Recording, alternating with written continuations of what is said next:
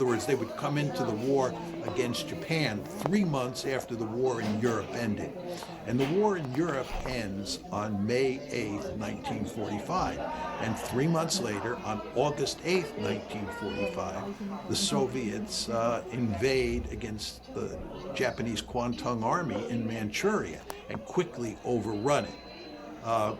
I believe that it's the Soviet decision to attack Japan on August 8th, which is in between the two bombs on August 6th and August 9th, that is the critical factor that gets the Japanese to throw up their hands. But that's the only case you can make where one could say that air power helped a bit to end the war. But just quickly, Chris, on that case, because it's important to understand it, we start firebombing Japan on the evening of March 10th, 11th, 1945. And the first night that we firebomb Tokyo, this is March 10th, we kill more Japanese than are killed at either Hiroshima or Nagasaki. Just think about that. That's the first night we firebomb Tokyo. And then we're working our way down the list of large Japanese cities and firebombing them, murdering huge numbers of people. Just truly remarkable. And the Japanese don't quit. They don't quit until August. And that, of course, is when the 2 nuclear weapons are dropped and the Soviets come into the war. And that's sort of the coup de grace. But firebombing just didn't work. And it supports the basic point that I'm making, that you can murder, and this is really murder because you're purposely targeting civilians. You can murder huge numbers of civilians and it doesn't work. The historical record is remarkably clear on this. And here we are in Iran. We're not going to send ground forces in, right? We're going to rely on air power. We're going to bomb, and we're going to bomb Iran and win the war. We're going to create regime change without sending ground forces in. Just going to do it through the air. The historical record makes it unequivocally clear that this is almost impossible to do. Absent a miracle, and I don't believe in miracles, it's hard to get regime change, or impossible to get regime change using air power alone. You got to send boots. You got to put boots on the ground. This is what we did in Iraq. We had to invade Iraq to get regime change. And if you want regime change in Iran, you're going to have to invade that country. And that's not going to happen. The country is much too big. There are too many people. And furthermore, we've been there before. It doesn't work very well. And even Donald Trump is smart enough to know that sending an army into Iran would be a real prescription for disaster. Let's talk about the economic impact of shutting down the Strait of Hormuz, and just on the issue of desalination plants having worked in Saudi Arabia. You take these out, you have a huge humanitarian crisis. I mean, cities like Riyadh are almost completely dependent on desalination. Absolutely. Absolutely. And the administration, the Trump administration, has told the Israelis to stay away from desalination plants. And we do not want to get into a war where both sides are attempting to destroy the desalination plants on each side. This would not be good, because, as you say, it would be catastrophic disaster for the people in all of those countries in the Gulf region. And I believe it would have devastating effects inside Israel as well if the Iranians were able to take out those 4 or 5 desalination plants that the Israelis have. So I think that, for the time being anyway, we'll stay away from that. The economic consequences have not been fully felt yet. And we'll see what happens with the passage of time. Very interestingly, the Iranians are still shipping oil out of the Gulf. Needless to say, Iranian tankers or tankers carrying Iranian oil are not going to be sunk by the Iranians, and they can make their way through the Straits of Hormuz. So the Iranians are still selling oil. Which I think 80% of their seaborne oil goes to China. Is that correct? I think that's right, yeah. But I think that if you look at China's present situation in terms of, how much oil it has in reserve, where it gets its additional oil from, China is not going to be hurt that much, at least initially, if the oil is cut off. It's Japan and South Korea that are going to be clobbered. Japan and South Korea are more dependent on oil coming out of the Gulf than the Chinese are. It's quite interesting here, Chris, but if you think about it, the Europeans are really going to be hurt badly if the oil is cut off for a sustained period of time. And you want to remember, the Europeans are already in trouble because they're not getting oil and gas in the way they used to from Russia. And now they're depending more on the United States and the Middle East. So if you cut off the flow of oil and gas from the Middle East to Europe, on top of the fact that all that oil and gas coming out of Russia has been curtailed, you could see with the European economies, which are already struggling, are going to be even in more trouble. So Europe is going to be hurt. It looks like Japan and South Korea are going to be hurt. And then there are countries, that are less developed, like Nigeria, that are going to pay a real price as a result of what's happening here. So the economic consequences, which are just beginning to be felt, could be significantly worse. And the consequences of this for the world economy could be catastrophic. And of course, the Trump administration fully understands that. They understand that, to some extent, it's hard to predict exactly how this plays out, but they surely understand that you can tell plausible stories as to how this ends up being one giant nightmare. Again, it's not to say that will happen, but you can tell plausible stories about how this becomes a nightmare. We go far enough up the escalation ladder, and the Iranians really go after the Gulf states and really go to great lengths to destroy their oil infrastructure and gas infrastructure. The consequences could be disastrous for everyone on the planet. And the Trump administration understands that. They don't want to take any chances here. This is why you see evidence that the Trump administration is looking for an off-ramp. Well, the Iranians aren't going to give it to them, are they? They'd be crazy to give it to them unless they get a good deal. You hardly see any talk about this in the mainstream media, but all of the talk revolving around the question of an off-ramp and ending this war has to do with how we think we fared in the end and how we think the Israelis fared in the end. In other words, the Israelis are fearful that if we cut a deal now without regime change or without destroying Iran, this will be a victory for Iran, and the Americans might be happy, but we're not happy. And President Trump and his people are thinking that given that we have the midterm elections coming up, the war is not going well, we have to end it. And even if we don't have a decisive victory, so be it. It's just important that we get this war put to bed and declare victory and then start worrying about the election in November. That's the way the discourse is evolving in the West. But nobody seems to understand that to get the Iranians to quit, you have to offer them a deal that they find acceptable, because they're in the driver's seat now. The war is playing to their advantage. They've figured out that they have leverage over the United States and over Israel. The fact that they have all these ballistic missiles and all these drones, and they're operating in a target-rich environment. They understand that they don't want to quit here, right? They want to use this capability to give them leverage. Now you say to yourself, leverage for what? Leverage to get a deal at the end of this conflict, to get some sort of arrangement put in place that leaves them much better off than they were before February 28th. So what exactly does that mean? First of all, they're going to want sanctions relief. They're going to want major sanctions relief. They're probably going to want reparations. And they're probably going to want some sort of arrangement that guarantees that the Israelis and the Americans can't pay them a return visit in 6 months or a year. Remember, last June, there was a war against Iran.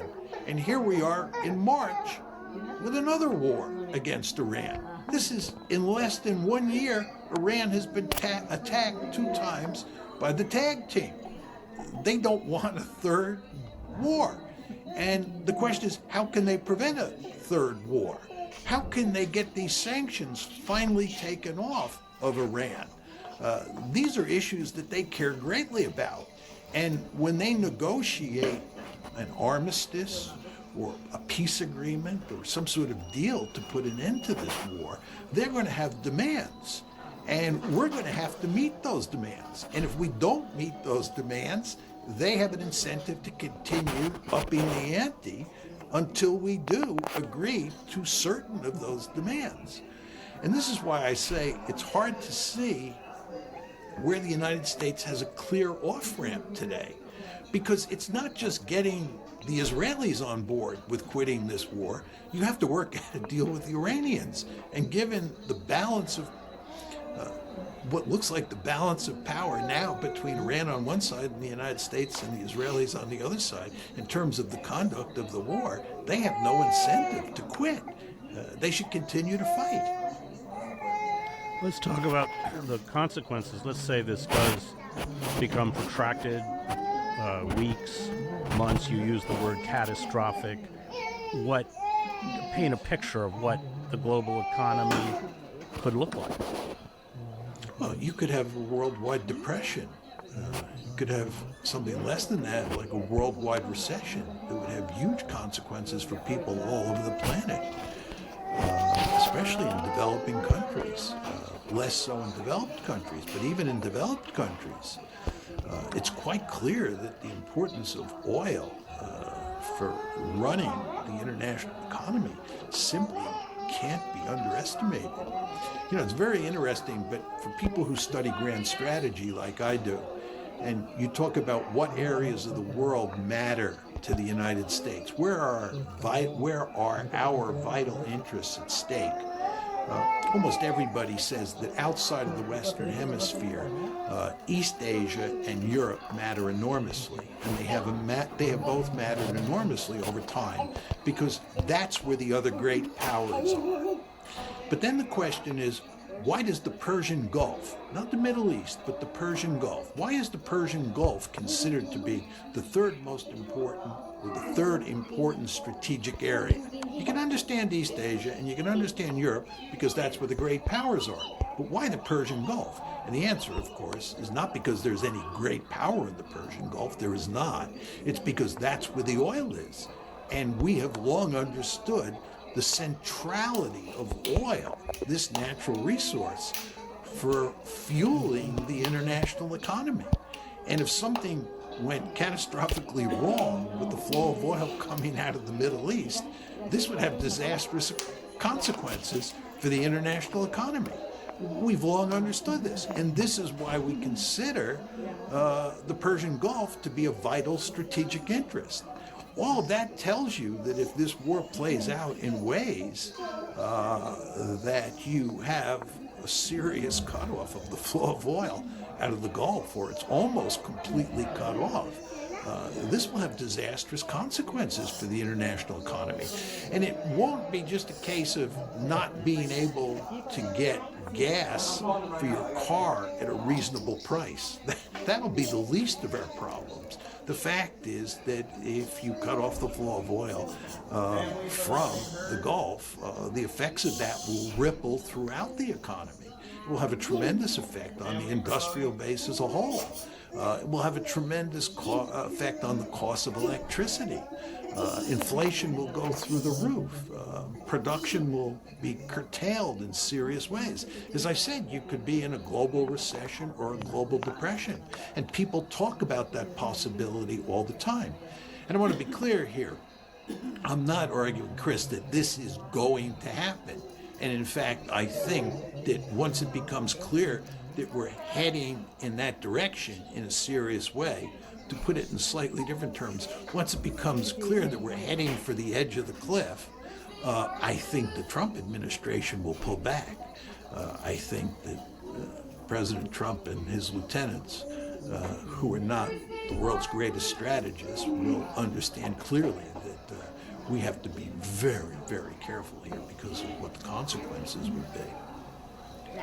Let's talk about Russia and China. There have been reports, not surprising, that Russia is providing intelligence, maybe China too, to the Iranians, help with drone technology. This is, of course, what we have done against Russia in the war in Ukraine.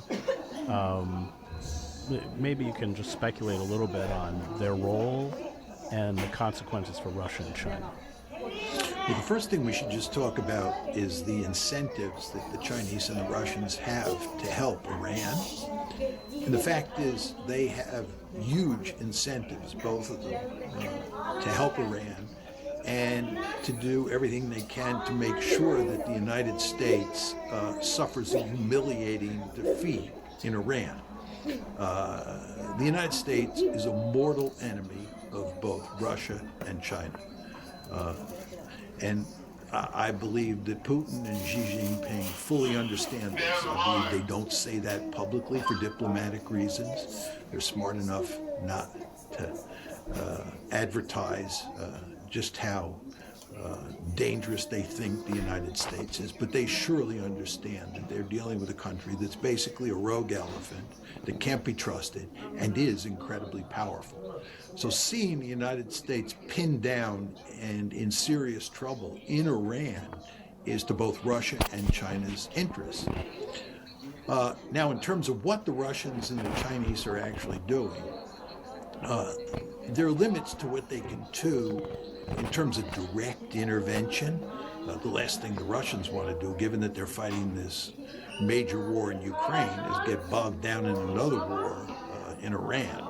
So they're not going to get directly involved. And the Chinese don't have the power projection capability to do anything significantly to help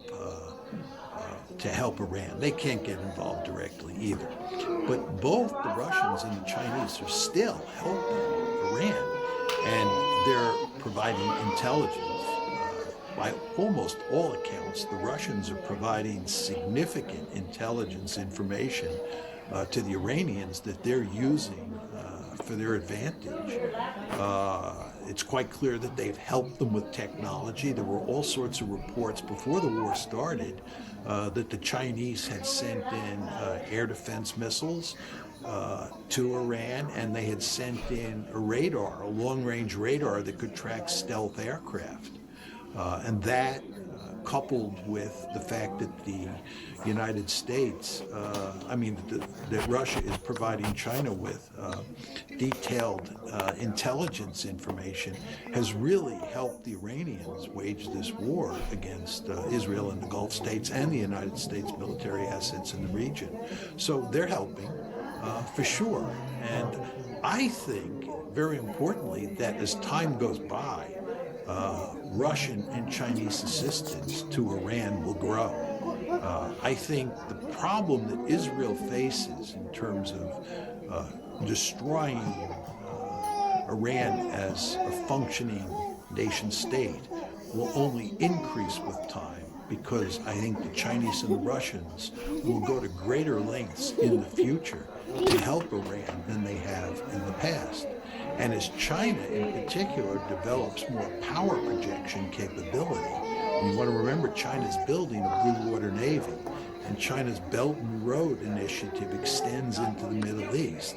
I think you'll see the Chinese getting more and more involved in the politics of the Middle East and more involved in Iran, and they'll help Iran more than ever. And this will make it increasingly difficult for the United States and Israel to attack Iran, which in my humble opinion is certainly all for the good. What is this going to do to the projection of U.S. power within the Middle East? These bases, as I pointed out in the introduction, were purportedly set up to protect countries like Qatar and Dubai. The opposite has happened. In fact, there are reports that most of the interceptors that the U.S. has are being shipped to Israel. How is that going to play out? Well, I think you can tell two very different stories, Chris. First, you can tell the story that you were effectively telling, which is that we have turned these countries into giant magnets for Iranian ballistic missiles and drones. Because they're joined at the hip with us, and because we have all these military installations sprinkled inside of these Gulf states. When a war breaks out with Iran, the Iranians have a powerful incentive to target these Gulf states. Again, they become magnets for Iranian ballistic missiles and drones.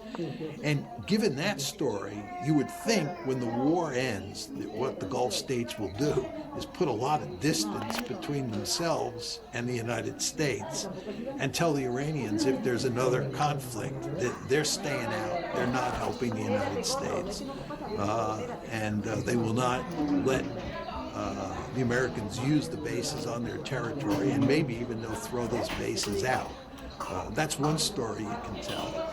A different story, which points in exactly the opposite direction, is that when the war is over with, the Gulf states will move even closer to the United States and work closer with the United States to form a defensive shield against Iran, because this war will prove to the Gulf states just how dangerous Iran is. In this second story, Iran, not the United States, is the principal threat.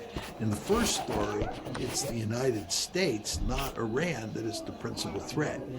I find it hard to say where the Gulf states will come down on this one when the war ends. But I do think there was evidence, even before the war started, that the Gulf states were moving away from the United States.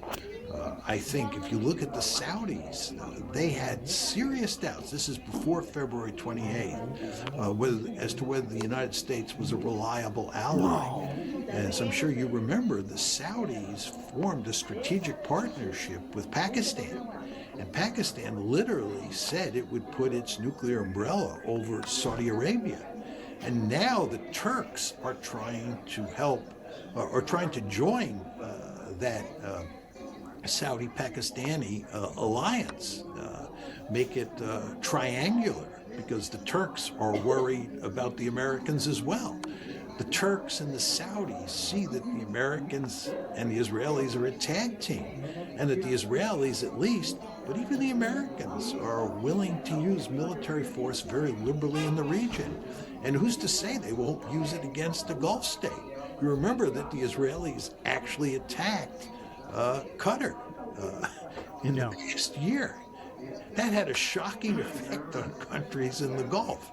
The Israelis, right, who are joined at the hip with the Americans, attacked Qatar. What does that tell you? Are we safe? Are the Americans going to protect us? They didn't protect Qatar from an Israeli attack.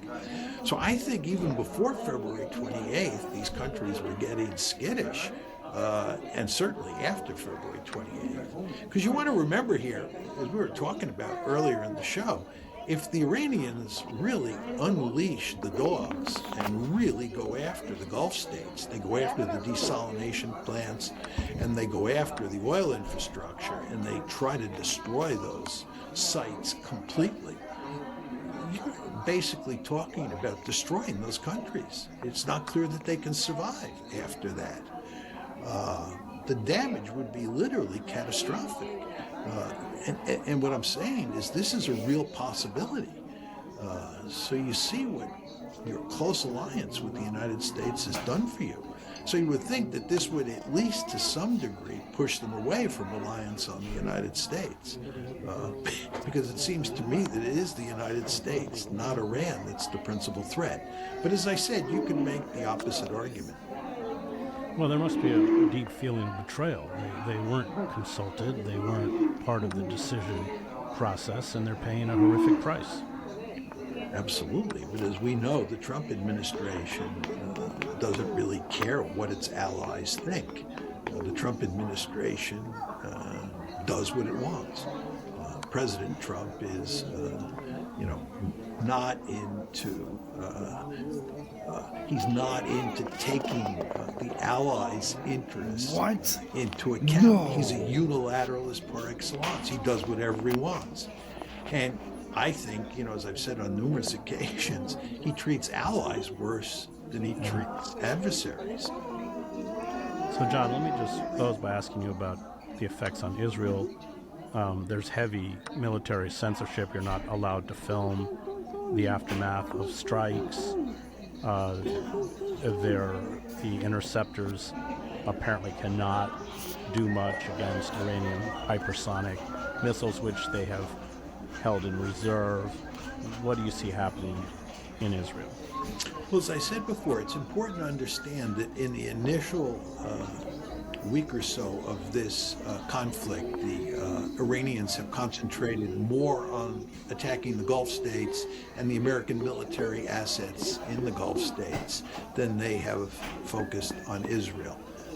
And they now have indicated that they're going to turn their attention to mainly attacking Israel. And it's very hard to determine what's been done so far to Israel, what sorts of damage the Iranians have done to Israel, because of the censorship, as you described it. It's really quite remarkable how tight and effective the censorship has been. But I would imagine that quite a bit of damage has already been done, even though the Iranians have not been focusing on Israel per se. But with the passage of time, I believe more and more damage will be done. I believe the Iranians have the assets to attack Israel and to do great damage. And as you and I both know, Israel is a postage stamp-sized state. It's a small state, and the Iranians, with all those ballistic missiles and drones, can do a substantial amount of damage, especially if this war becomes a protracted conflict. So I think that Israel is going to suffer, and I think the fact that Israel is constantly at war against its neighbors. And you want to remember, the Israelis are now engaged with Hezbollah. They're not only fighting against Iran, they're fighting against Hezbollah in a serious way as we speak. And of course, the genocide is ongoing in Gaza. So you have this multi-front war. There's no sign that it's ever going to end. As you and I both said, they're not going to destroy Iran. Iran is not going to disappear from the map. You're not, in all likelihood, going to get regime change. The person who's now in charge in Iran is more likely to pursue nuclear weapons than not. He's more inclined to pursue nuclear weapons, certainly, than his father was, who was the principal bloc against Iran getting nuclear weapons. So you can easily imagine a situation where Iran has nuclear weapons or is beginning to push down that road. And the question you have to ask yourself is, what effect is that going to have on Israeli society? If you're an Israeli citizen and you're constantly fighting these wars and you're running to bomb shelters when either Hezbollah or Iran is lobbing missiles and shooting drones at you, what does this say about your future life there? And then when you begin to hypothesize a situation where maybe Iran has a nuclear weapon and you know Iran is a mortal enemy, and you've been telling yourself these stories for decades that Iran's principal goal is to eradicate you from the earth, and as soon as they get a nuclear weapon, they're going to attack you. I mean, isn't that going to incentivize you to leave the country? So I think Israel's future is very bleak here, and we haven't even begun to scratch the surface when you talk about the state of affairs in Israel, because there are just all sorts of other cleavages in this society that don't bode well for the future. So I think Israel is a country that's in real trouble. And I think the idea that they can get themselves out of trouble by fighting more and more wars is a fallacious argument. I think war has a corrupting effect on societies. I think the founding fathers fully understood that when they created this country, and they wanted to create a situation where we went to war as infrequently as possible, and that was wise thinking. I say this as a realist, IR theory person, right? I understand that war is an instrument of statecraft and that states sometimes go to war for good strategic reasons, but at the same time, I think you should go to enormous lengths to avoid going to war unless you absolutely have to. But Israel has the opposite view. It lives by the sword. And I think if you live by the sword, you turn yourself into a modern version of Sparta. The end result is not going to be happy. Well, we've done the same thing. I mean, we've eviscerated our diplomatic corps, militarized our embassies. And this predates Trump. Absolutely.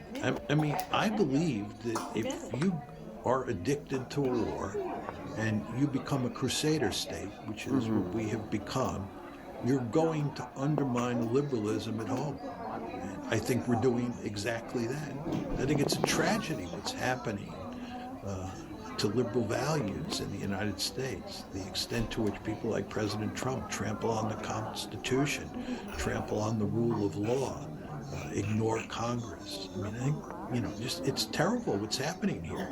And I think it's due in good part to all these wars that we fight, as well as our attachment to Israel. You want to remember that we are joined at the hip with this new Sparta. And when you're joined at the hip with Sparta, Sparta's values are going to percolate into your body politic. So one does not want to underestimate the negative impact that Israel and the Israel lobby has on liberal values inside of the United States. Great, thanks, John. And I want to thank Diego, Sophia, Max, Victor, and Thomas, who produced the show. You can find me at chrishedges.substack.com.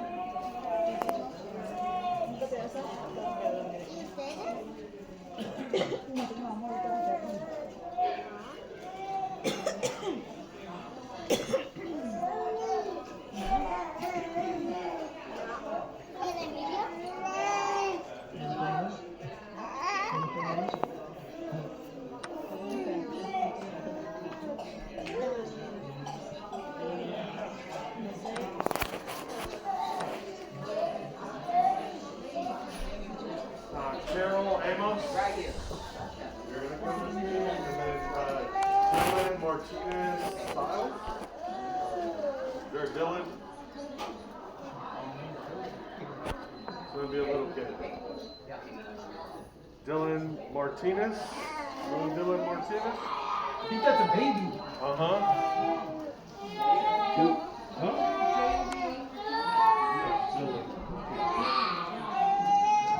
Go Dylan.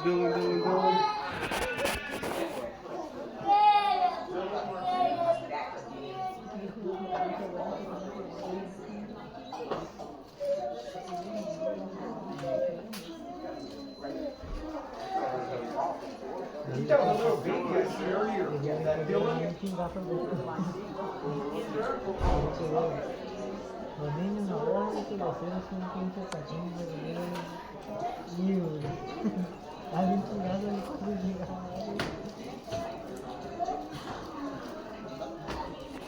Good luck to you.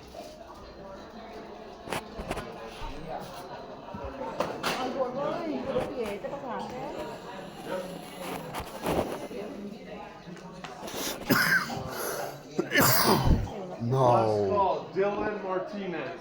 No? I'll be Dr. N for Dylan.